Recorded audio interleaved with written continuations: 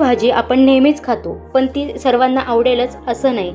पण त्यापासून बनणारा दुसरा पदार्थ आपण बघतोय, दोडक्याच्या सालींची खमंग कुरकुरीत चटणी. नमस्कार, मी राधा आणि माझ्या राधाच फूड डिश यूट्यूब चॅनेलवर तुमचे मनापासून स्वागत.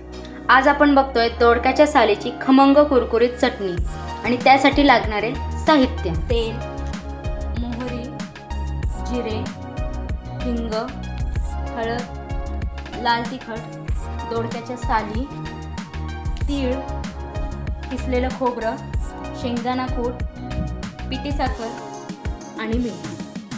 सर्वप्रथम दोडक्याचे असे काप करून घ्यायचे. त्यानंतर किसणीवर त्याच्या साली किसून घ्यायच्या. अशा प्रकारे दोडका किसून घ्यायचा. एक कढई घ्यावी, त्या कढईमध्ये तेल घालावे, मोहरी घालावी,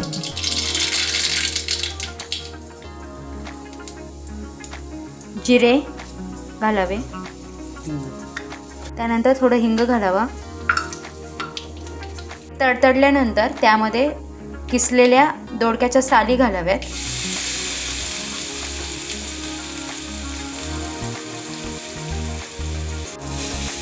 त्यानंतर त्या चांगल्या परतून घ्याव्यात.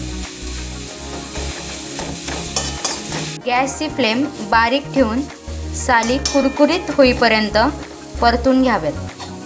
साधारणतः 10 मिनिटं दोडक्याच्या साली कुरकुरीत होईपर्यंत परतून घ्याव्यात. अशा प्रकारे परतून झाल्यानंतर त्यामध्ये तीळ घालावे. 2 ते 3 मिनिट तीळ परतून घ्यावे. त्यानंतर किसलेलं खोबरं घालावे. अशा प्रकारे खोबरं पण 2 ते 3 मिनिट परतून घ्यावे. खोबरं परतल्यानंतर त्यामध्ये दाण्याचा कूट घालावा. हळद घालावी व लाल तिखट घालावे. नंतर चवीनुसार मीठ घालावे.